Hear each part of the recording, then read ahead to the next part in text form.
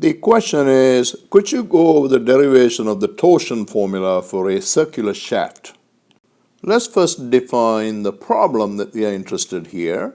We have a circular shaft of length L, radius R, fixed at the left end over here, and is subjected to a torque T at the right end, like shown in this picture. We are interested in calculating the stresses and the deformations. Because the body to be analyzed here is a cylinder, and there's a certain symmetry about the applied torque about the axis of the cylinder, the cylindrical coordinate system is the most efficient system to analyze this problem, not Cartesian coordinate system. So let's go ahead and review that first in the next slide. We covered this in another video, you might recall. The z-axis here is taken along the axis of the cylinder. R-axis is the radial axis, taken along any radius of the circle. With respect to a fixed radial line, which is referred to as x-axis here, theta is measured counterclockwise from that axis. So the three coordinates that I use to represent a point on the cylinder are r, theta, and z. And sometimes this is referred to as the r, theta, z system. If you are interested in looking at the state of stress at a certain point, like we would be in this video, we would typically draw a differential element with respect to this coordinate system and then look at the stresses on the faces of that differential element, right? A typical differential element would be this. The faces of this differential element are perpendicular to the three axes, r, theta, and z. The theta direction here is also called the hoop direction. If I take a certain point over here, the theta axis is perpendicular to the radius. In the torsional analysis we're going to do here, I'm going to take the cylinder, turn it around, and hold it horizontally like in the problem I showed in the earlier slide. Let's talk about some assumptions. The first assumption is plane sections remain plane. For example, if I take a plane through point C before the application of the torque T, it remains to be a plane after the application of the torque. Here is a side view, and this is the plane passing through point C. Obviously, it is a plane perpendicular to the axis of the shaft, right?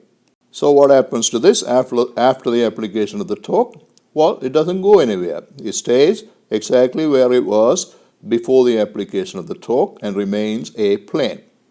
In other words, it does not become something like this, some points moving to the left, some points moving to the right. It doesn't do that. The second assumption is plane sections remain undistorted. This assumption has two implications. One, it doesn't do this, right? And therefore, planes remain plane. If it became something like that, it's distorted. It doesn't do that. The second part of that is if I take a diameter, right, a straight line diameter before the application of the torque, it remains to be a straight line after the application of the torque. It doesn't do this. It doesn't become a curve. It's illustrated more clearly on this cross section right here. Here is the diameter before the application of the torque, right? This red line represents the diameter after the application of the torque. It remains to be a straight line diameter. It doesn't do this. So this is incorrect. The third assumption is circles remain circles. So if I take an outer circle, it's still a circle after the application of the torque. If I take a circle inside like this, it's still going to be a circle after the application of the torque. These three assumptions concern the mechanics of deformation. This is going to simplify our analysis that we will do in a second. The second set of assumptions have to do with material behavior. We're going to assume that the material is homogeneous. That is, material properties don't vary from point to point. But later we will learn how to analyze a segmented shaft, but within each segment, the material properties are going to be homogeneous. It will not vary from point to point. Next, we're going to assume that the material is isotropic. That means the material properties don't vary with directions. Third, we're going to assume that the material is linear elastic. And here, the relevant stress-strain relationship would be this. Shear stress equals shear modulus multiplied by shear strain gamma. Here, gamma is the engineering shear strain. Here are some pictures to show how the shaft is going to twist. And here, of course, I'm assuming that it's fixed at point A and the torque is being applied at the right end like shown in this picture. Let's take a longitudinal line like AB. This is a line that is parallel to the axis of the shaft. This line, after the application of the torque, gets twisted into what is called a helical line AB prime. What is a helical line? Well, if you can visualize a straight line that continues to lie on the surface of the cylinder. This angle right here, phi sub L, is called the angle of twist. Remember, one of the assumptions is that a radius such as this will remain to be a straight line after the application of the torque, right? So this is a straight line. So this radius right here doesn't get twisted, right? Because this cross section is fixed. Whereas this radius gets twisted, right? Through an angle called the angle of twist. Now, can you visualize how this rectangle that is indicated by the blue lines deforms as a result of the torque? Well, if you do, you can understand these pictures right here. So you can see the angle of twist varies from 0 right here to phi sub L at this length, L, right? In between, it's going to be between 0 and phi sub L. It turns out it varies linearly like this. So if I were to take a section halfway along the length of the shaft, it's going to be phi L over 2. All right? Now let's talk about this angle right here, gamma L. Let's focus on this little area and see what's going on there, okay? So this line right there, B to B prime, is this one right here. And this line right there, this dotted blue line, is this one right here, B prime C, right? So these two lines are perpendicular to each other before the application of the torque, right? So what happened to these longitudinal lines? They became twisted like this, right? So there's an angle between the two now. This angle is what we have indicated as gamma L. So what is the change in angle between two perpendicular lines? Well, if you recall, that's the definition of the engineering shear strain, right? So this direction, the longitudinal line, is parallel to the x-axis, axis of the shaft, right? And this direction, B to B prime, is what we call the hoop direction, right? And therefore, the shear strain precisely is gamma x theta. Now you all recall that the circumferential length of a circle is 2 pi r, right? It is 2 pi r because the total angle around a point is 2 pi, right? But if I'm interested in the length of a small arc like this, that will be alpha multiplied by r. Alpha is this angle right there. Now coming back to this picture right here, we can write down an expression for B prime in two different ways. First, we look at this triangle right here, B prime. We get B prime equals L times gamma L. Then we look at this little triangle on the circle B prime. We get B prime equals R times phi L. And therefore, L times gamma L equals R times phi L. Now, if I repeated this analysis for a smaller cylinder like shown in green here, where the right end is at a distance x from the origin, and the radius of that little smaller cylinder is rho, I would have gotten this relationship. So what I did was I replaced L by x, gamma L by gamma, R by rho, phi L by phi x. Here gamma is the shear strain at a radius rho. Phi x is the angular twist at a distance x. From this, we get this, gamma equals phi x over x times rho. At a given value of x, let's say x equals x naught, phi x over x will be phi x naught over x naught, which is a constant. In other words, it is independent of the radius rho, right? And therefore, from this relation, we get this. Gamma, the shear strain, is proportional to the radius rho. So this leads to some simple relations for us to work with. So let's define this quantity as C, where C is a constant. Then the gamma, the shear strain, would be simply C times rho, right, from this equation right here, C times rho. And therefore, gamma is a linear function of rho. And here I am showing that geometrically. I'm plotting gamma as a function of rho. Gamma is taken to be the horizontal axis here. Rho is the radial axis, right? when the radius rho is 0, gamma is 0, and then it varies linearly, reaching a maximum at the outer fiber of the shaft, right? The value of the maximum shear strain then is C times R. All you have to do is to put R for the radius rho, right? R is the radius of the shaft. Now we have this Hooke's law that relates the shear strain to shear stress, and therefore shear strain also varied linearly starting from 0 to a maximum.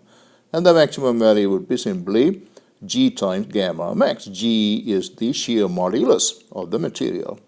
The next step of the analysis is to try to relate the shear stress to the applied torque T. Here we seek help from calculus. Firstly, in the previous slide we proved that the shear stress varies linearly on a given cross-section like shown in this picture.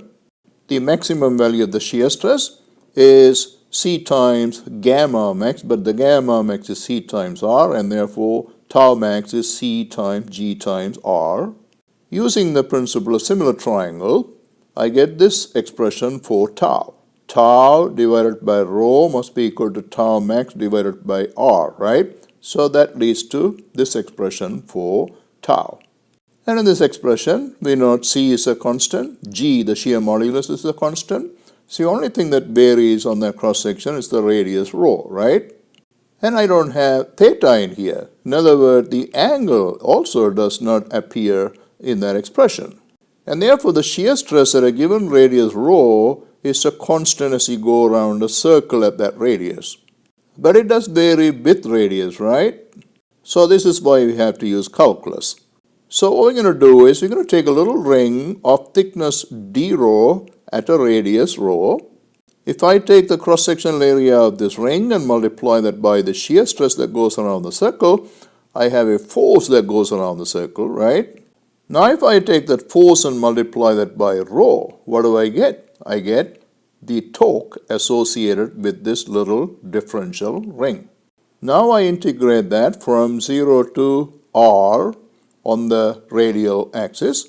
What do I get? I get the total torque acting on the cross-section. That must be equal to the applied torque T. So here are some equations reflecting our discussion. dA is 2 pi r times d rho. dF, the force on the ring, is tau multiplied by dA, which is 2g rho times dA. 2g rho came from here. The torque on the force on the ring is dt, which is rho times dF, and the total torque is then obtained by integrating dt from 0 to r. And this leads to this expression right here. In other words, T equals Cg multiplied by this quantity right here. And this quantity is what is called the polar moment of inertia. The standard notation for that is J. Now, completing our analysis here, we have shown that torque T is given by this equation, Cg times J, where J is the polar moment of inertia given by this integral expression. Here we have an equation for the shear stress tau. In both of these expressions, the constant C is undetermined at this point. So let's combine the two and get rid of the constant C. And we get this equation. Tau is T rho over J. So this is the torsion formula we've been trying to derive. Now using this, we can calculate the stress produced by a torque in a shaft.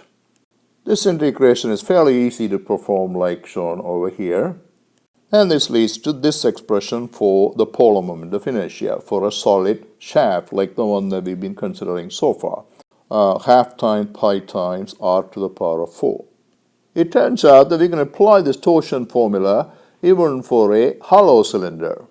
All we have to do is to use the appropriate value for the polar moment of inertia.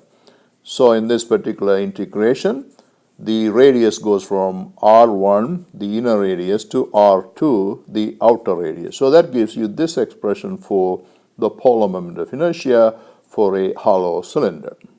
Here's a summary of key equations along with some pictures to illustrate what they are.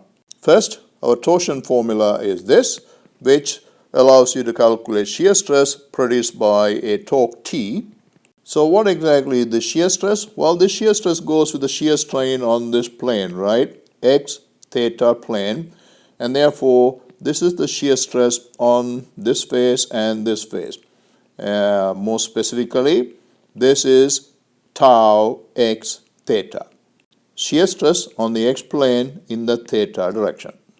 Shear strain would be simply calculated from the shear stress using the Hooke's law. Taking one of our earlier relationships, we can now derive a relationship for the angle of twist. Angle of twist phi x from this expression is gamma x over rho, but gamma is tau over g, right? But tau is t rho over j from the torsion formula. So all of that leads to this expression for the angle of twist phi x. Phi x is t x over gj. And of course, if you have a shaft of length L, all you have to do is to put L in here. So these are the three key equations in torsion analysis.